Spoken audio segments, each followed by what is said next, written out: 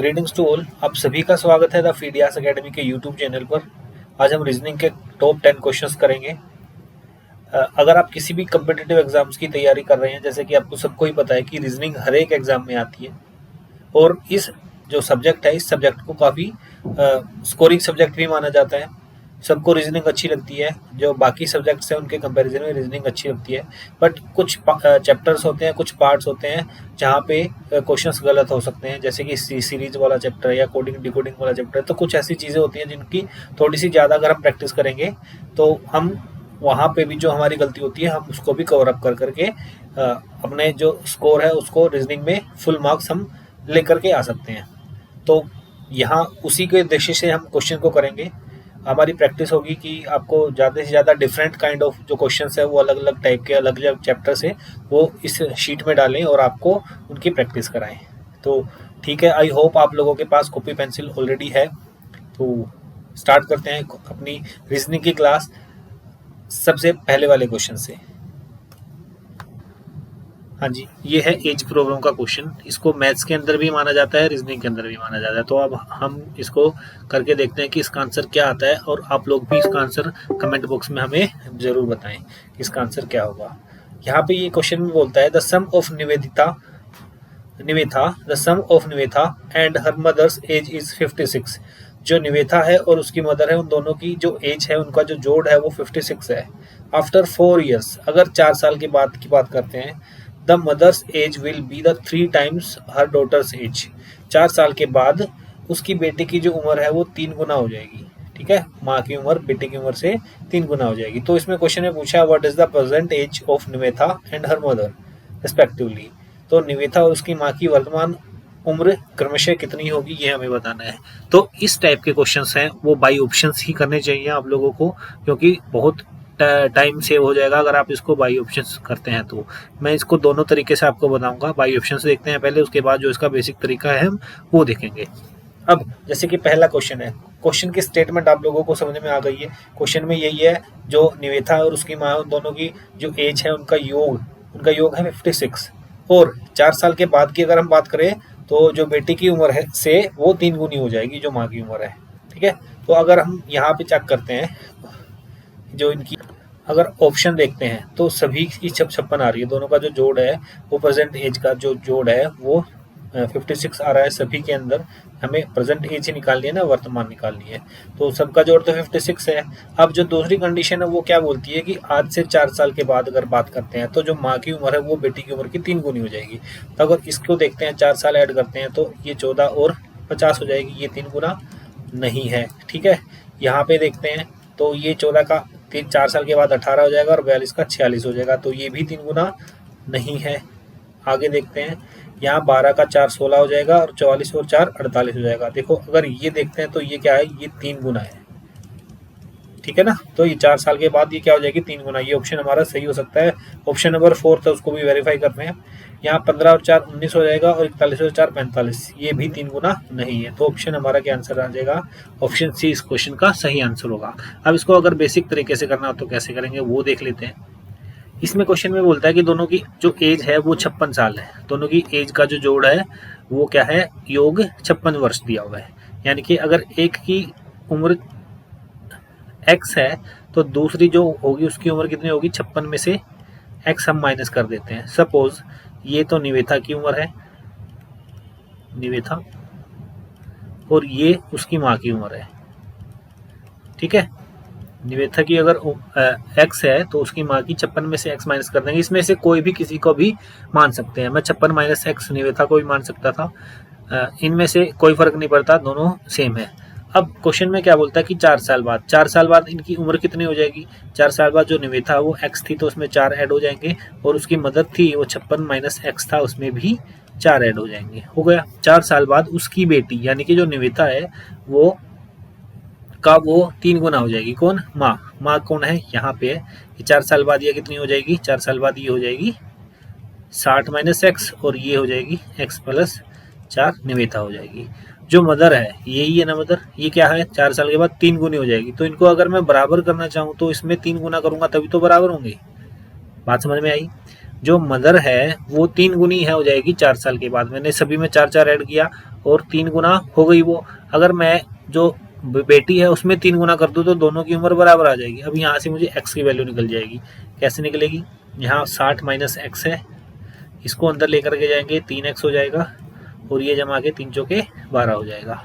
यहाँ इसको लेकर के जाते हैं तो 3 और 1 4x हो जाएगा और ये 12 को उस तरफ लेके जाएंगे तो 48 हो जाएगा। तो यहाँ से x की वैल्यू आ जाएगी 12। ठीक है, इसमें पुट कर देते हैं। यहाँ पे क्या आ जाएगा x की वैल्यू? ये तो आ जाएगा 12। जैसे ऑप्शन में देखते हैं तो पहला ही ये ऑप्शन 3 ही है जिसमें 12 दे रखी है। और 56 में 12 माइनस करते हैं तो क्या आता है? 48 आता है, 44 आता है। 56 में 12 माइनस करते हैं तो 44 आता है, तो यहाँ पे 44 भी दे रखी है। तो इसके हिसाब से हमारा आंसर क्या आ जाएगा? ऑप्शन सी, यानी कि ऑप्शन 3 इस क्वेश्चन का सही आंसर हो जाएगा। क्लियर है? Now come to the next question.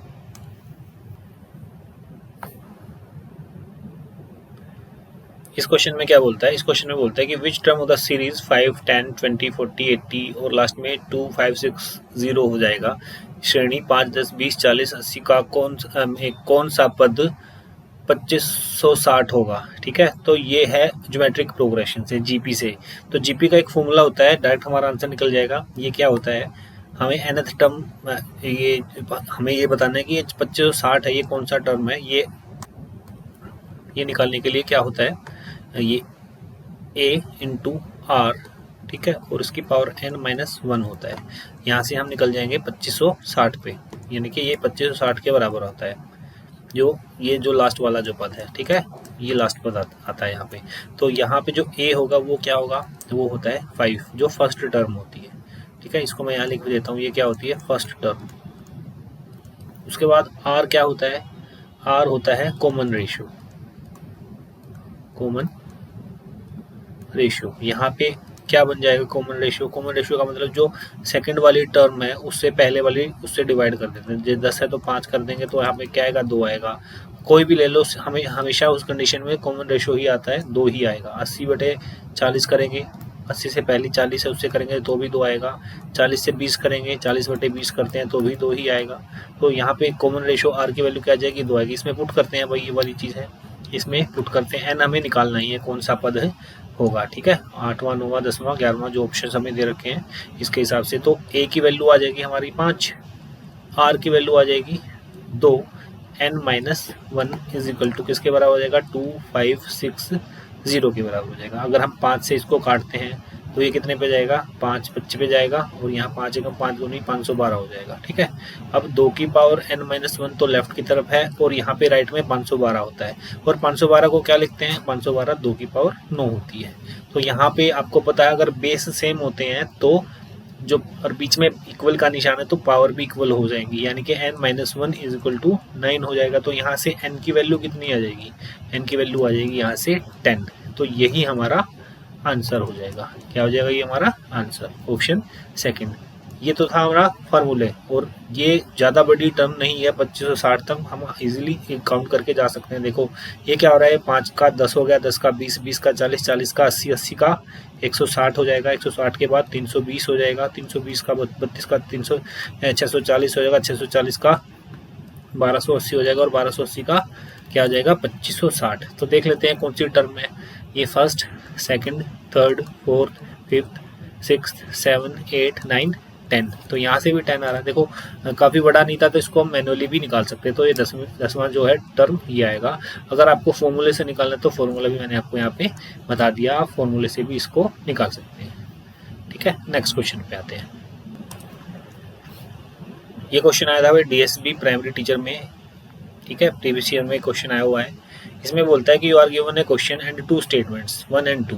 इसमें एक आपको कथन और 2 स्टेटमेंट, एक प्रश्न और 2 कथन दिए गए हैं। You have to decide whether the data provided in the statements are sufficient to answer the question.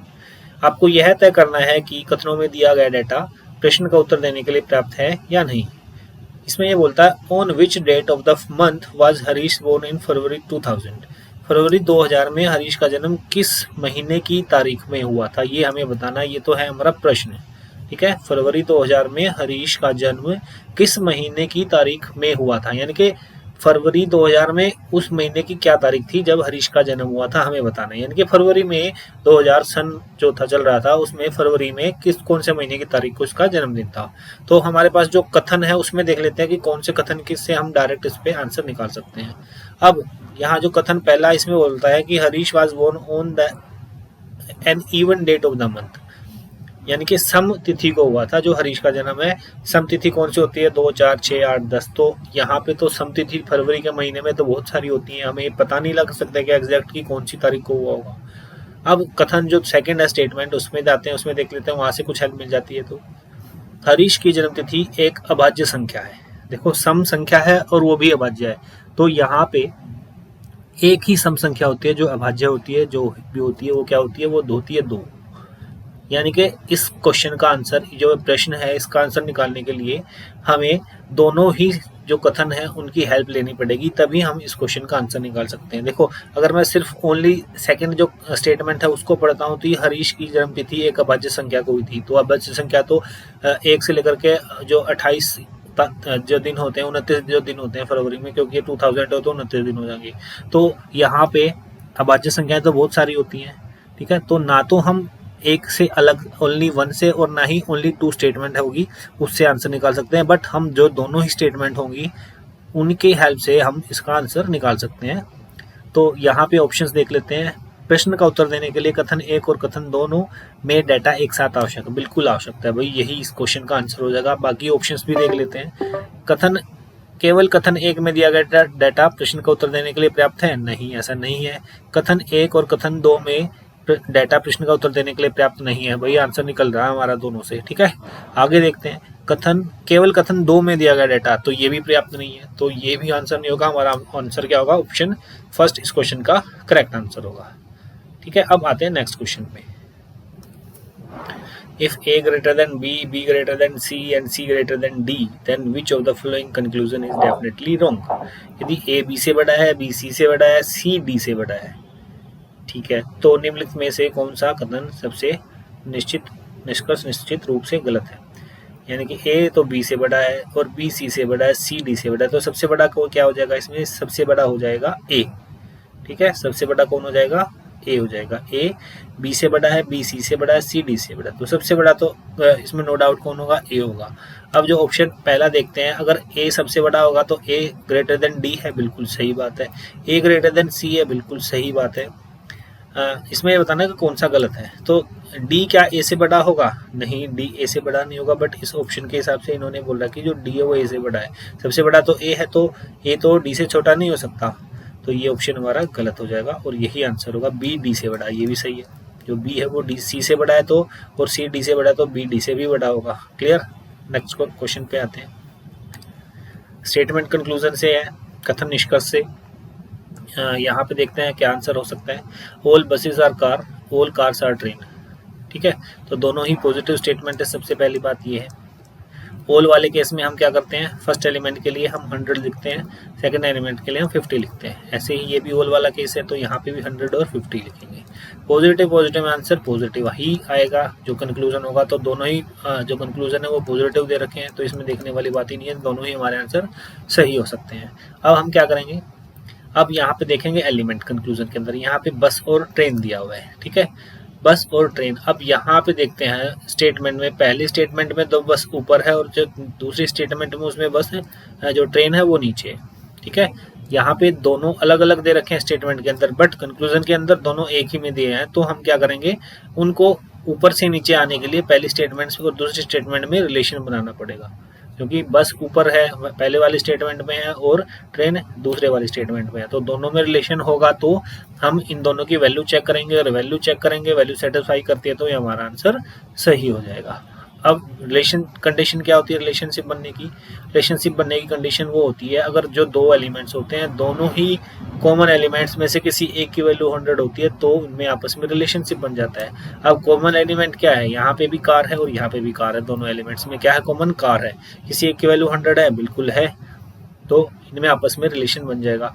अगर रिलेशन बन जाता है तो हम क्या करते हैं, सिर्फ वैल्यू चेक करते हैं और वैल्यू सेटिस्फाई होगी तो हमारा आंसर सही होगा। अब इनकी वैल्यू क्या होगी, ओल वाले केस में मैंने बताया था पहले एलिमेंट के लिए 100 और दूसरे एलिमेंट के लिए 50। यहाँ पे बस की वैल्यू कितनी है, 100 है। यहाँ पे भी बस की वैल्यू कितनी है, 100 है, तो ये सेटिस्फाई कर रहा है। यहाँ पे ट्रेन की वैल्यू कितनी है, 50 है। यहाँ पे ट्रेन की वैल्यू कितनी है, 50 है, तो ये भी सेटिस्फाई कर रहा है। मैंने बताया था जो स्टेटमेंट की वैल्यू होती है वो ज़्यादा या बराबर हो सकती है या उससे ज़्यादा होनी चाहिए कंक्लूजन की वैल्यू से, तो ये दोनों ही सेटिस्फाई कर रहे हैं, तो ऑप्शन हमारा पहला सही हो जाएगा। अब आते हैं सेकंड वाले पे। यहाँ ओल है, ओल के लिए पहले एलिमेंट के लिए 100 और दूसरे एलिमेंट के लिए 50, ठीक है। अब यहाँ ट्रेन की वैल्यू कितनी है, 100 है, और यहाँ ट्रेन की वैल्यू कितनी है, 50 है, तो ये तो गलत हो जाएगा क्योंकि स्टेटमेंट की वैल्यू कंक्लूजन की वैल्यू से हमेशा ज़्यादा होनी चाहिए, बट यहाँ पे कंक्लूजन की वैल्यू ज़्यादा हो रही है, स्टेटमेंट की वैल्यू कम है। यहाँ पे 100 है, यहाँ पे 50 है ट्रेन की, तो ये हमारा गलत हो जाएगा। तो आंसर क्या आएगा, ओनली कंक्लूजन 1 फॉलोज। बहुत आसान क्वेश्चन था भाई, ये मैंने आपको एक्सप्लेन किया है इसलिए इतना बड़ा लग रहा है। विदाउट पेन हम इस क्वेश्चन को सोल्व कर सकते हैं, हमें कुछ भी ज़रूरत नहीं है अगर आप थोड़ी सी प्रैक्टिस करते हो। इस चैप्टर में बहुत बच्चों को प्रॉब्लम है भाई, मैंने कोर्स में जो चैप्टर कराया है आप उसको देख लीजिए, आपके सारे डाउट्स क्लियर हो जाएंगे। मैं गारंटी देता हूँ कि आपको पेन उठाने की ज़रूरत नहीं पड़ेगी, आपको सिर्फ देखना है और उसका आंसर करना है। इस तरीके से आप क्वेश्चंस को सोल्व कर सकते हैं ये वाले। और जो बच्चे वेन डायग्राम से करते हैं तो आउटडेटेड हो चुका है भाई, बहुत पुराने समय में किया जाता था कि ऑल बसेस आर कार, ये ऐसे करके करते थे, तो बहुत आउटडेटेड हो चुका है, इसमें गलती होने के चांसेस भी ज़्यादा रहते थे। तो जो अब अपडेटेड है वो 150 रूल है, उससे ही कर कीजिए, मैं आपको वही रिकमेंड करूँगा। आप किसी दूसरे टीचर से भी कर सकते हैं, बट जो बेस्ट तरीका है वो 150 से कर सकते हैं। अगर आपको 150 रूल आता है तो आप विदाउट कॉपी पेन इस चैप्टर के क्वेश्चंस को सोल्व कर सकते हैं इजीली, ठीक है। अब नेक्स्ट क्वेश्चन पे आते हैं। Find the correct water image for the following word. Hide की वाटर इमेज क्या होगी, देखो हाइड की वाटर इमेज देखने के लिए क्या होता है, अगर मिरर इमेज के लिए बात करता है तो मिरर कहाँ बनता है, यहाँ पे बनता है, और वाटर कहाँ पे बनती है, इमेज यहाँ पे बनती है। तो यहाँ पे वाटर इमेज की जो क्या बनेगी, ये बनेगी यहाँ पे बनेगी, ये शीशा होगा यहाँ पे। अब जो वाटर इमेज है वो क्या होगा, एच वाटर इमेज में सेम दिखता है, आई भी सेम दिखता है, डी भी सेम दिखता है और ई भी सेम दिखता है, यानी कि जो हाइड होगा, हाइड का अगर वाटर इमेज की बात करता हूँ तो वो हाइड ही दिखाई देगा वाटर में भी। तो सी इस क्वेश्चन का सही आंसर हो जाएगा। क्लियर, बहुत आसान क्वेश्चन था भाई। नेक्स्ट क्वेश्चन पे आते हैं। अ cube is painted green on all faces. एक क्यूब है, एक घन है, उसको पेंट किया जाता है ग्रीन कलर से, ठीक है। इसके बाद पेंट करने के बाद क्या किया जाता है, उसको 64 छोटे छोटे स्मॉल क्यूब्स में, छोटे छोटे 64 घनों में उसको इक्वल साइज के काट दिया जाता है, ठीक है। उसके बाद ये पूछता है कि how many cubes have no face painted. काटने के बाद ऐसे कितने फेस मिलेंगे जिसपे कोई भी पेंट नहीं होगा, यानी कि जो कलरलेस होगी। तो उसके लिए हम फॉर्मूला यूज करते हैं कलरलेस के लिए, जिसमें कोई भी साइड्स पे पेंट नहीं मिलता काटने के बाद, तो उसके लिए होता है n-2 और उसकी पावर 3 होता है। अब जो n है, n कैसे निकलता है, जो भी छोटे छोटे हमारे स्मॉलर क्यूब्स निकलते हैं उसका हम क्यूब रूट कर देते हैं, तो n की वैल्यू क्या आ जाएगी, 64 से 4 आ जाएगी। 64 का क्यूब रूट क्या होता है, 4 आता है। डिटेल चाहिए तो आपको आप जो कोर्स की वीडियो उसमें जाकर के देख सकते हैं कि n की वैल्यू 4 कहाँ से आई है, और जो फॉर्मूले जो हैं वो भी आपको एक्सप्लेन किए गए हैं। अब इसमें कुछ नहीं करना है, n की वैल्यू पुट करनी है, n की वैल्यू 4, 4 - 2 और उसकी पावर 3 हो जाएगी। 4 - 2 क्या होता है, 2, 2 की पावर 3 क्या होता है, 8, 8 क्वेश्चन का आंसर हो जाएगा, ठीक है। ये कलरलेस के लिए वाला फार्मूला होता है। अगर आपसे इसी क्वेश्चन में पूछ लेता है कि भाई मुझे सिंगल ऐसे कितने क्यूब निकलेंगे छोटे काटने के बाद, इस पर सिर्फ एक साइड पेंट होगा, तो उसके लिए क्या फार्मूला यूज़ किया जाता है, उसके लिए फार्मूला यूज़ किया जाता है 6 × n-2 का होल स्क्वायर। अगर दो साइड्स के लिए पूछता है तो इसके लिए फार्मूला यूज़ किया जाता है, यानी काटने के बाद दो साइड्स पे कलर पेंट हो, तो उसके लिए क्या फार्मूला, 12 × n-2 का ये होता है n-2। और 3 साइड के लिए बाय डिफ़ॉल्ट क्या होता है, 8, यानी कि 8 ऐसे क्यूब्स होंगे जिसपे 3 साइड पे क्या होगा, कलर मिलेगा आपको काटने के बाद, ठीक है। ये बाय डिफ़ॉल्ट होता है। तो इस क्वेश्चन का आंसर क्या आएगा, 8 इस क्वेश्चन का सही आंसर होगा, जो कि ऑप्शन पहला है। ये क्वेश्चन भी DSSB में प्रीवियस ईयर में आया हुआ है, PRT के एग्जाम में। इसमें बोलता है कि in certain code language children को ये लिखा जाता है BIHMCSDO, देन चॉकलेट को क्या लिखेंगे, ठीक है। तो यहाँ पे CHILDREN इसको क्या लिखा जाता है, BIHMCSDO लिखा जाता है। तो ये 3 हो जाएगा, 8 हो जाएगा, 9 हो जाएगा, 12। सबसे पहले क्या करना होता है, जो इनके अल्फ़ाबेट्स होते हैं उनके नंबर किस नंबर पे आते हैं वो हमें लिखना है। आपको ये वाली चीज़ याद होनी चाहिए, टिप्स पे होनी चाहिए याद। ये 9 हो जाएगा, 8 हो जाएगा, 13 हो जाएगा, 3 हो जाएगा, 19, 4 और ये 15 हो जाएगा।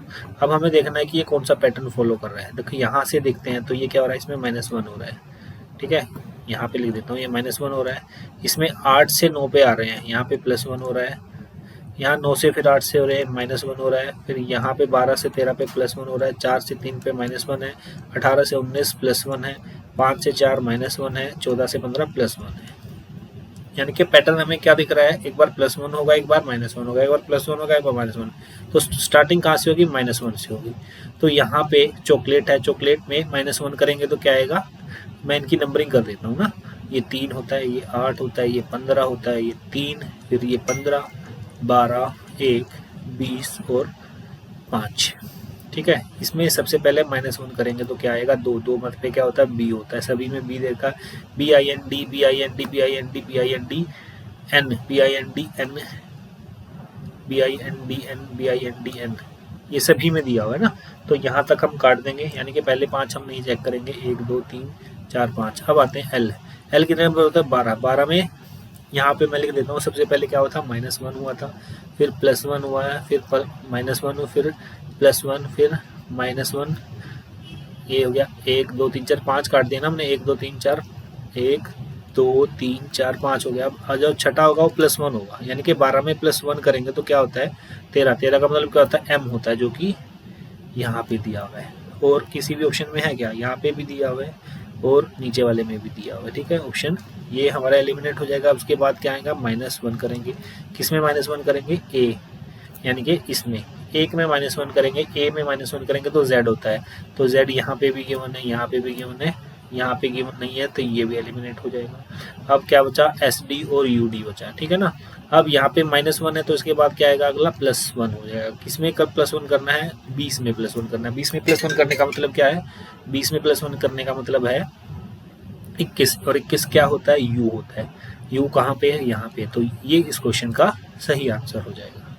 क्लियर, काफ़ी अच्छा क्वेश्चन था भाई। नेक्स्ट क्वेश्चन पे चलते हैं।